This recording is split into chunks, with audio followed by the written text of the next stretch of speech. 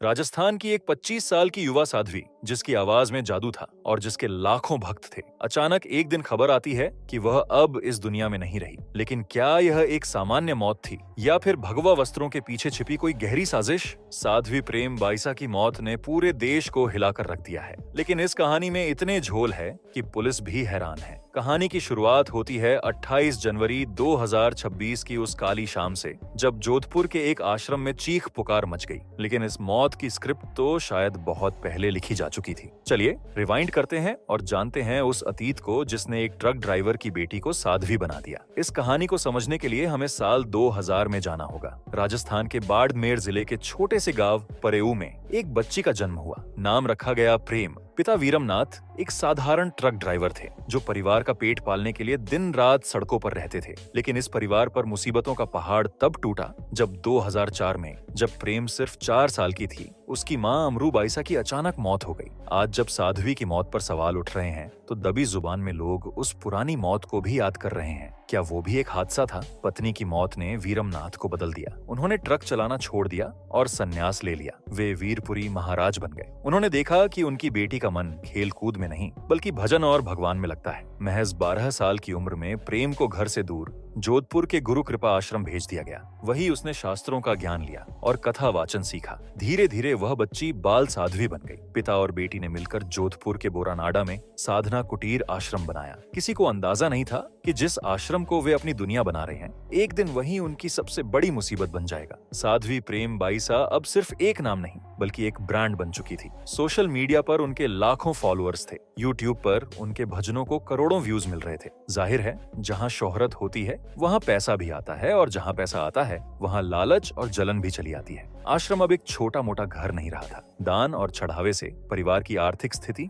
पूरी तरह बदल गई थी। लेकिन इस चमक धमक के बीच कुछ ऐसे लोग थे जो साध्वी के बेहद करीब थे, लेकिन अंदर ही अंदर उनके खिलाफ हो रहे थे। ये लोग थे आश्रम का स्टाफ। जोगेंद्र उर्फ जोगाराम, जो साउंड सिस्टम देखता था, उसकी पत्नी कृष्णा, जो साध्वी के साथ रहती थी, और उनका पुराना ड्राइवर रमेश। ये वो लोग थे जो साध्वी के हर राज जानते थे। खबरों के मुताबिक आश्रम की कमाई को लेकर पिता पुत्री और स्टाफ के बीच अनबन शुरू हो गई। स्टाफ को लगता था कि उन्हें कमाई का हिस्सा मिलना चाहिए। जब उनकी मांगे पूरी नहीं हुई, तो उन्होंने वो रास्ता चुना जो किसी भी इज्जतदार इंसान को बर्बाद कर सकता है। उन्होंने साध्वी के निजी कमरे में ताक झाक शुरू कर दी, और फिर उनके हाथ लगा एक ऐसा वीडियो जिसने आने वाले तूफान की नींव रख दी। 8 जनवरी 2021 की रात, घड़ी में 10:22 हो रहे थे। साध्वी अपने कमरे में थी। तभी एक शख्स वहां आता है। ये सब सीसीटीवी में रिकॉर्ड हो रहा था। वो सीसीटीवी जो साध्वी के निजी बेडरूम में लगा था। सालों तक ये फुटेज दबा रहा, लेकिन 2022 में जोगेंद्र और उसके साथियों ने अपना असली चेहरा दिखाया। उन्होंने साध्वी को यह वीडियो दिखाया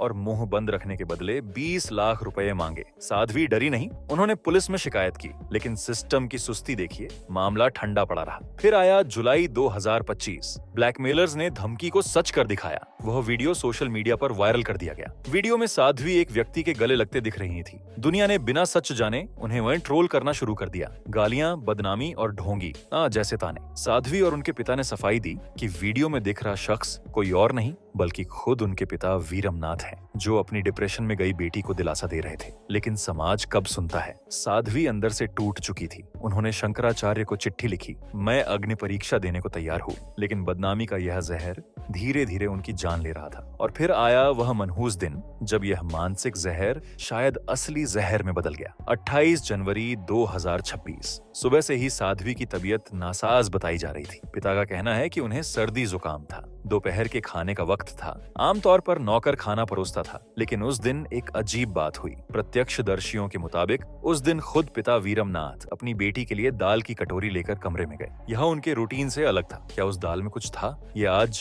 जांच का सबसे बड़ा विषय है। शाम के करीब 5 बजे तबीयत ज्यादा बिगड़ी। पिता ने किसी बड़े डॉक्टर को नहीं, बल्कि एक लोकल कंपाउंडर देवी सिंह को फोन किया। कंपाउंडर आया और उसने 2 इंजेक्शन लगाए, एक डेक्सोना और एक डायनापार। इंजेक्शन लगते ही जो हुआ वो खौफनाक था। महज 1 से 5 मिनट के अंदर साध्वी का शरीर नीला पड़ने लगा, हाथ पैर ठंडे हो गए, सांस उखड़ने लगी। कंपाउंडर भी घबरा गया। आनन फानन में उन्हें निजी गाड़ी से प्रेक्षा हॉस्पिटल ले जाया गया। 5:30 बजे डॉक्टर ने नब्ज टटोली, सब खत्म हो चुका था। डॉक्टर ने कहा, ये अब नहीं रही, लेकिन असली ड्रामा तो मौत के बाद शुरू हुआ। पिता का बर्ताव वहां मौजूद हर शख्स को खटक रहा था। आखिर उन्होंने डॉक्टर की बात क्यों नहीं मानी? अस्पताल में डॉक्टर ने साफ कहा, मौत संदिग्ध है, जवान लड़की है, पुलिस केस बनेगा और पोस्टमार्टम होगा। उन्होंने एम्बुलेंस भी ऑफर की, लेकिन पिता वीरमनाथ अड़ गए। उन्होंने कहा, मैं कोई पोस्टमार्टम नहीं कराना। वे जबरदस्ती शव को अपनी निजी कार में डालकर वापस आश्रम ले आए। डॉक्टर ने समझदारी दिखाई और तुरंत पुलिस को खबर कर दी। पुलिस आश्रम पहुंची और बड़ी मुश्किल से शव को कब्जे में लिया। तभी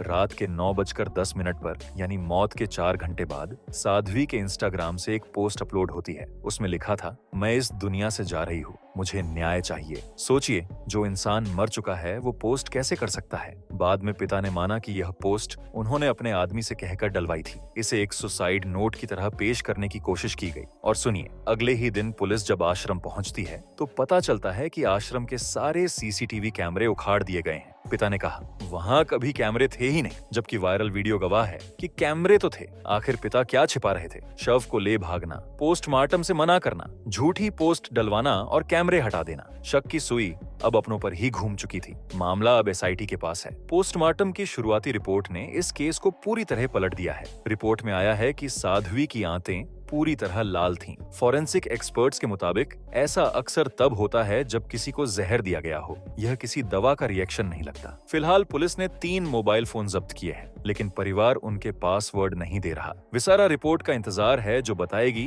कि शरीर में कौन सा जहर था। साध्वी प्रेम बाइसा, जो दुनिया को धर्म का पाठ पढ़ाती थी, अंत में अपने ही घर में रची गई साजिश का शिकार हो गई। क्या उन्हें न्याय मिलेगा या यह केस भी फाइलों में दफन हो जाएगा? अपनी राय कमेंट में जरूर लिखें।